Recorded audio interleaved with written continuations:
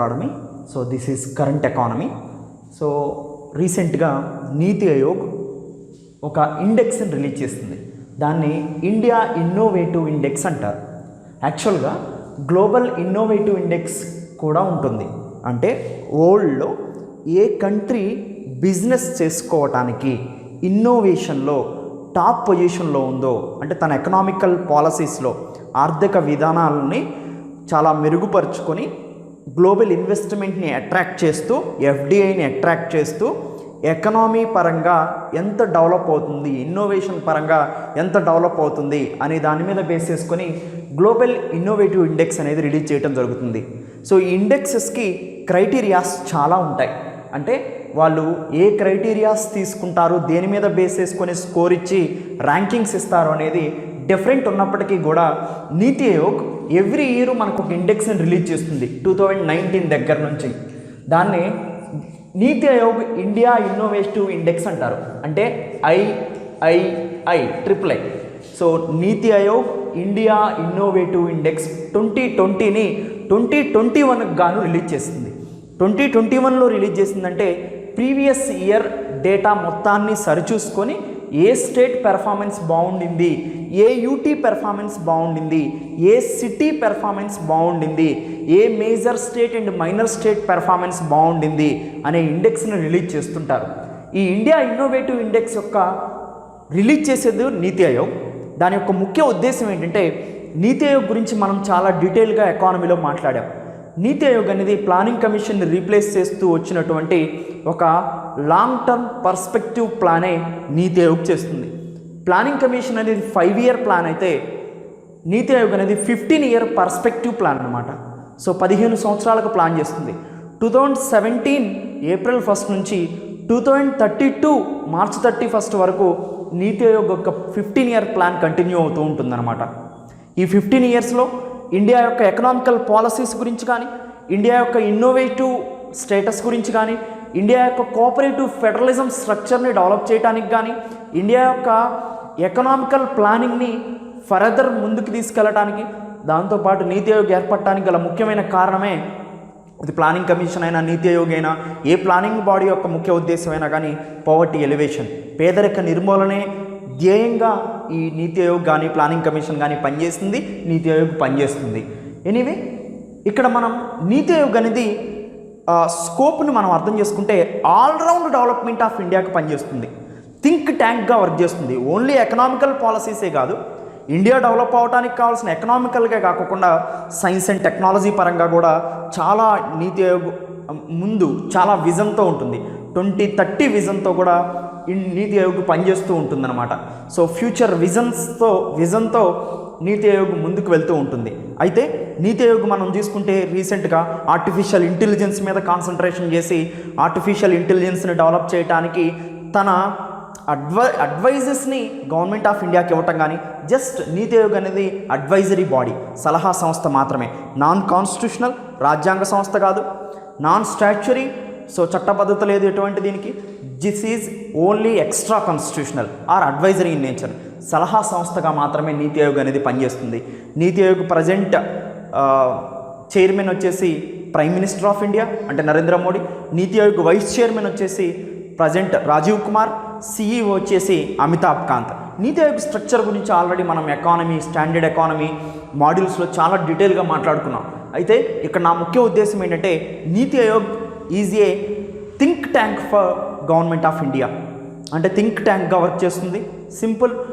Think tank అంటే ఏంటి? Water ట్యాంక్లో వాటర్ ఉన్నట్టు థింక్ ట్యాంక్లో థాట్స్ ఉంటాయి. ఎలాంటి థాట్స్ ఉంటాయి? ఇండియాని ఆల్రౌండ్గా, ఓన్లీ ఎకనామికల్ పాలసీస్ పరంగా కాదు, ఆల్రౌండ్గా ఇండియాని ఎలా డెవలప్ చేయాలి అనే థాట్స్ మొత్తం కూడా ఈ థింక్ ట్యాంక్లో ఉంటాయి. అంటే నీతి ఆయోగ్ అనేది జస్ట్ అడ్వైజెస్ ఇస్తూ ఉంటుంది గవర్నమెంట్కి. సో 360 degrees ఇండియాని ఎలా డెవలప్ చేయాలి అనే ఉద్దేశంతో.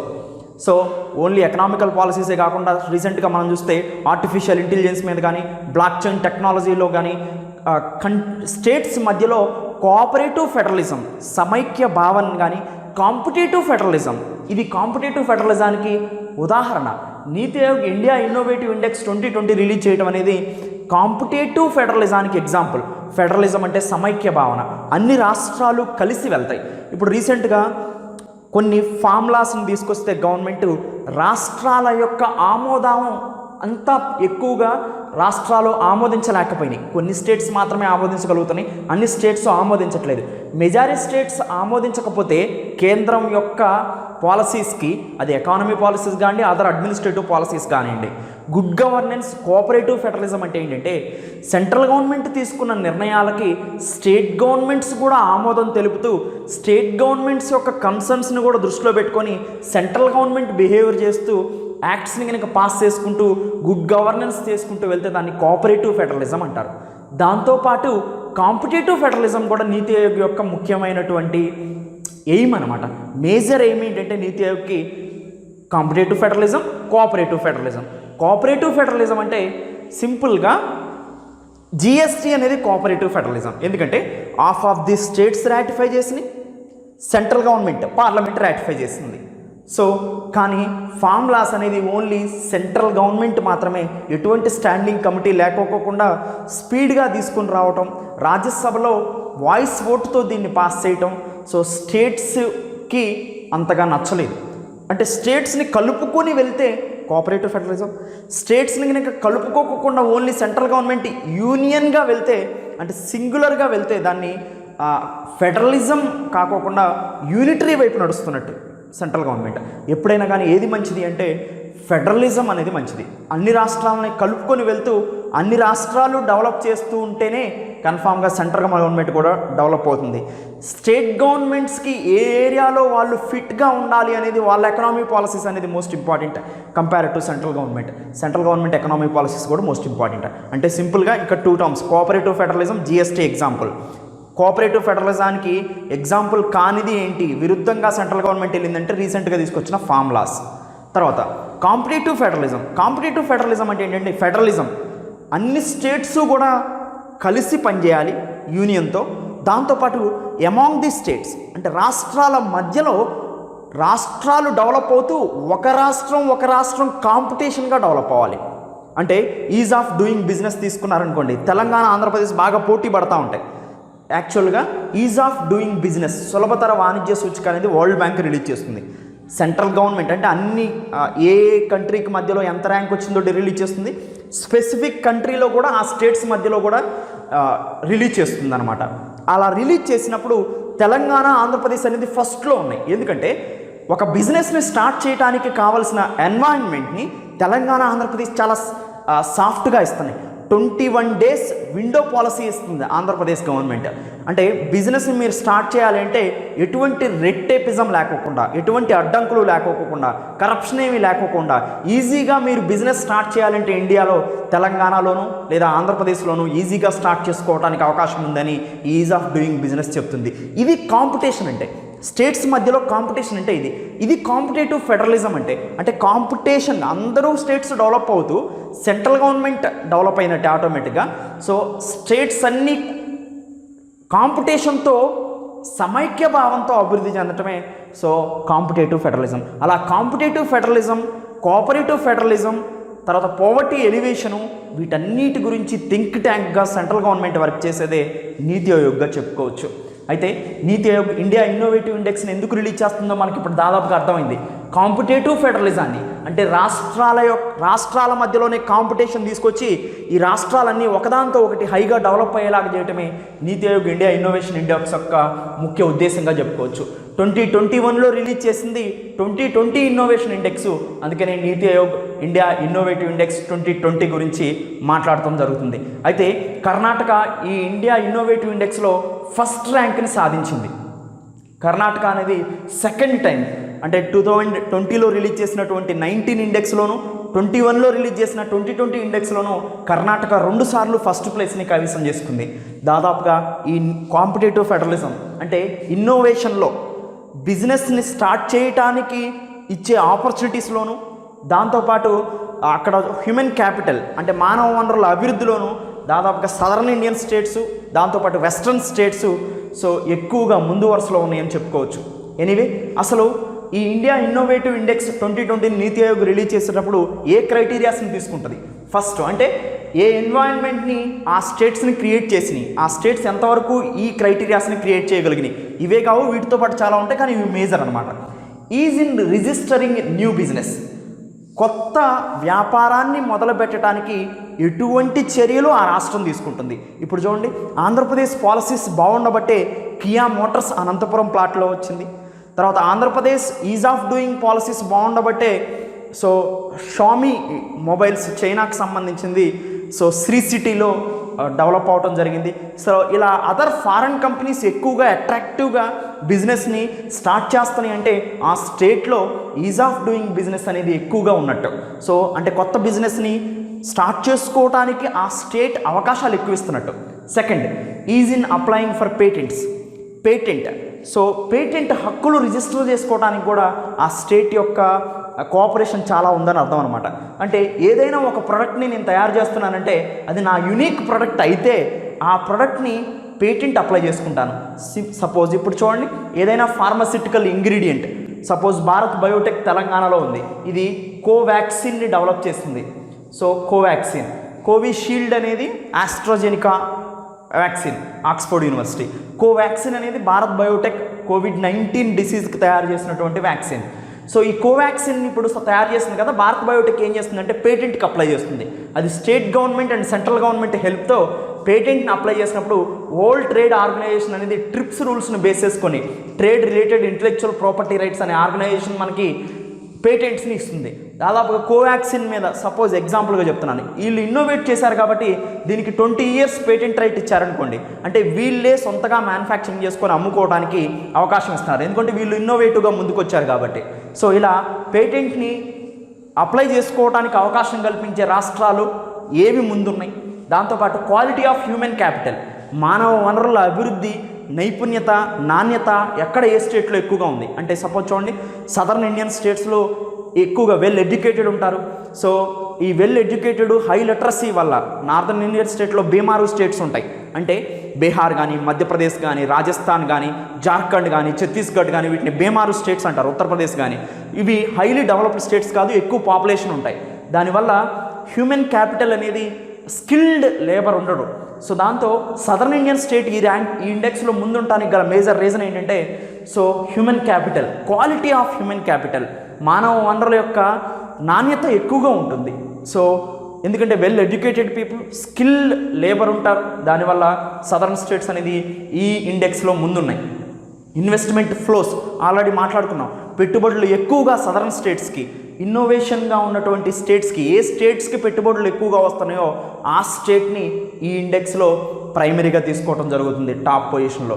అయితే ఈ నీతి ఆయోగ్ ఇండియా ఇన్నోవేటివ్ ఇండెక్స్ని రిలీజ్ చేసేటప్పుడు దాదాపుగా మేజర్గా 3ని బేస్ చేసుకొని ఈ ఇండెక్స్ని రిలీజ్ చేస్తుంది. అంటే మేజర్ స్టేట్స్కి ర్యాంక్ ఇస్తుంది, ఈశాన్య రాష్ట్రాలు అంటే అతి ముఖ్యమైన పెద్ద రాష్ట్రాలకి, north eastern states and hill states అంటే ఈశాన్య రాష్ట్రాలు మరియు కొండ ఉన్న ప్రాంతాలకి వాటిల్లో ఏవి ముందున్నాయో రిలీజ్ చేస్తుంది. తర్వాత యూనియన్ టెరిటరీస్, సో కేంద్రపాలిత ప్రాంతాలు, సిటీలు, స్మార్ట్ స్టేట్స్, ఈ 3 కలిపి ఒకటి, north eastern states, hill states కలిపి ఒకటి, మేజర్ స్టేట్స్ కలిపి ఒకటి, ఇలా ర్యాంకింగ్ని 3 క్రైటీరియాస్ని బేస్ చేసుకొని 3కి ఇస్తుంది. అయితే స్టేట్స్ పరంగా మనం చూసుకున్నప్పుడు కర్ణాటక హైయెస్ట్ స్కోర్తో ఫస్ట్ ప్లేస్లో ఉంది 42.50, సెకండ్ ప్లేస్లో మహారాష్ట్ర, థర్డ్ ప్లేస్లో తమిళనాడు, 4th ప్లేస్లో తెలంగాణ, 5th ప్లేస్లో కేరళ, 6th ప్లేస్లో హర్యానా, 7th ప్లేస్లో ఆంధ్రప్రదేశ్ 7th ప్లేస్లో ఉంది. మనకన్నా తెలంగాణ అనేది కొంచెం ఫార్వర్డ్గా ఉంది. గుజరాత్ అనేది 8th place, Uttar Pradesh 9th place, Punjab 10th place. So లాస్ట్లో ఉన్న స్టేట్లు ఏంటంటే అంటే వెనకబడిపోయినాయి జార్ఖండ్, బీహార్, ఛత్తీస్గఢ్, మధ్యప్రదేశ్, బీమారు స్టేట్స్ అంటారు వీటిని. ఎనీవే దాంతోపాటు సిటీస్లో టాప్ పొజిషన్లో ఉంది ఢిల్లీ, సెకండ్ ప్లేస్ చండీగఢ్, తర్వాత గోవా. ఇలా సిటీస్లో యూటీస్లో టాప్ పొజిషన్లో ఉన్నాయి. తర్వాత యూనియన్ టెరిటరీస్లో లాస్ట్లో ఉన్నాయి ఏంటంటే దామందయు, సదరనగర్ హవేలీ, లక్షద్వీప్. ఫస్ట్లో ఉన్నాయంటే ఇన్నోవేషన్ ఇండెక్స్లో బిజినెస్ని, వరల్డ్ క్లాస్ బిజినెస్ని, ఇన్వెస్ట్మెంట్ ఫ్లోస్ని, అదర్ కంపెనీస్ తన బిజినెస్ని స్టార్ట్ చేసే ఎన్వైర్న్మెంట్ ఆ స్టేట్లో బాగుందని అర్థం అనమాట. అంటే ఎకనామీ పాలసీస్ బాగా డెవలప్ అవుతున్నాయని అర్థం. ఆ స్టేట్లో కాంపిటీషన్ పెట్టి ఈ ఇండెక్స్ని రిలీజ్ చేయడానికి కూడా కారణం ఏంటంటే ఇలా స్కోర్లు ఇస్తే వీళ్ళ మధ్యలో కాంపిటీషన్ వచ్చి ఒక స్టేట్ని మించి ఒక స్టేటు ఎకనామికల్ పాలసీస్ని సరిచూసుకోవటంలోనూ వాళ్ళ పాలసీని సరిచూసుకొని ఈజ్ ఆఫ్ డూయింగ్ బిజినెస్కి కానీ లేదా అదర్ కంపెనీస్ ఎవరైనా వచ్చి ఇన్వెస్ట్ చేయడానికి కానీ అవకాశమైన ఎన్వైరన్మెంట్ని అవకాశమైనటువంటి ప్రదేశాన్ని వీళ్ళు క్రియేట్ చేస్తారనే ఉద్దేశంతోనే ఈ ఇండెక్స్ని రిలీజ్ చేయడం జరుగుతుంది. సో అందుకని ఈ స్టేట్స్ మధ్యలో కాంపిటీషన్ పెట్టి ఫెడరలిజాన్ని డెవలప్ చేయడమే నీతి ఆయోగ్ యొక్క ముఖ్య ఉద్దేశం. అదే కాంపిటేటివ్ ఫెడరలిజం. దానివల్ల కాంపిటేటివ్ గుడ్ గవర్నెన్స్ డెవలప్ అవుతుంది, ఎకానమీ డెవలప్ అవుతుంది ఈ స్టేట్స్ అన్ని ఎకానమికల్గా డెవలప్ అయితే సెంట్రల్ గవర్నమెంట్ ఎకనామికల్గా ఆర్థికంగా పరమైనటువంటి అభివృద్ధిని నమోదు చేసినట్టే అనమాట. సో మేజర్ ఎయిమ్ మాత్రం కాంపిటేటివ్ టు ఇన్నోవేషన్లో కాంపిటీషన్ తీసుకొచ్చి కాంపిటేటివ్ ఫెడరలిజం ఎన్వైరన్మెంట్ని స్టార్ట్ చేయడానికే నీతి ఆయోగ్ ఈ ఇండియా ఇన్నోవేటివ్ ఇండెక్స్ని రిలీజ్ చేయడం జరుగుతుంది. So thank you and welcome. SVR academy నుంచి మీకు ఇంటెన్సివ్గా క్లాసెస్ అనేవి అప్డేట్ అవుతూ ఉంటాయి. గ్రూప్ 1 గ్రూప్ 2కి సంబంధించిన ఆన్లైన్ కోర్సెస్ని ప్రొవైడ్ చేయడం జరుగుతుంది. దాంతోపాటుగా మేజర్గా సింగిల్ మాడ్యూల్స్ ఇండియన్ ఎకానమీ, తర్వాత పాలిటీ, ఏపీ హిస్టరీ సింగిల్ మాడ్యూల్స్ని ఇవ్వడం జరుగుతుంది. దాంతోపాటు అందరూ కూడా మ్యాక్సిమం ఎస్వీఆర్ అకాడమీ టెలిగ్రామ్ ఛానల్లో జాయిన్ అవ్వడానికి ప్రయత్నం చేయండి. ఎందుకంటే ఎవరైతే టెలిగ్రామ్ ఛానల్లో జాయిన్ అయ్యారో వాళ్ళకి ఏ రోజుకి ఆ రోజు డే బై డే ఎటువంటి అప్డేట్స్ వస్తున్నాయి ఎస్వీఆర్ అకాడమీ నుంచి మీకు అర్థమవుతుంది. సో మస్ట్ అండ్ షుడ్గా టెలిగ్రామ్ ఛానల్ని. Welcome to SVR academy. SVR academy అప్డేట్స్ని ఇంటెన్సివ్గా టెలిగ్రామ్ ఛానల్లో అందించడం జరుగుతుంది. ఎస్వీఆర్ అకాడమీ స్టూడెంట్స్ అందరూ మ్యాక్సిమం టెలిగ్రామ్ ఛానల్ని ఫాలో అవడానికి ప్రయత్నం కొనసాగించండి. న్యూ స్టూడెంట్స్ కూడా ఎస్వీఆర్ అకాడమీ టెలిగ్రామ్ ఛానల్లో పార్టిసిపేట్ చేయొచ్చు. ఎస్వీఆర్ అకాడమీ టెలిగ్రామ్ ఛానల్లో ఎవ్రీడే అప్డేట్ అయ్యే ఇన్ఫర్మేషన్తో పాటుగా ఎస్వీఆర్ క్విజ్ని అందించడం జరుగుతుంది. ఎవ్రీడే ఒక ఎంసీక్యూని అందించడం జరుగుతుంది. ఒక క్వశ్చన్ని ఇంటెన్సివ్గా అడగటం జరుగుతుంది, అంటే చాలా డీప్ మీనింగ్తో అడగటం జరుగుతుంది. దానికి సంబంధించిన 1 వీక్లో 7 క్వశ్చన్స్ వస్తాయి. ఆ 7 క్వశ్చన్స్ అన్నిటిని కూడా మీకు టెలిగ్రామ్ ఛానల్లో పోస్ట్ చేయడంతో పాటుగా వాటి ఎక్స్ప్లెనేషన్ వీడియో ఎస్వీఆర్ క్విజ్ కింద ఆన్లైన్ కోర్సులో ప్రొవైడ్ చేయడం జరుగుతుందన్నమాట. సో ఎస్వీఆర్ అకాడమీ క్విజ్లో మీరు పార్టిసిపేట్ చేయాలి అంటే ముందు మీకు టెలిగ్రామ్ ఛానల్ ఉండాలి.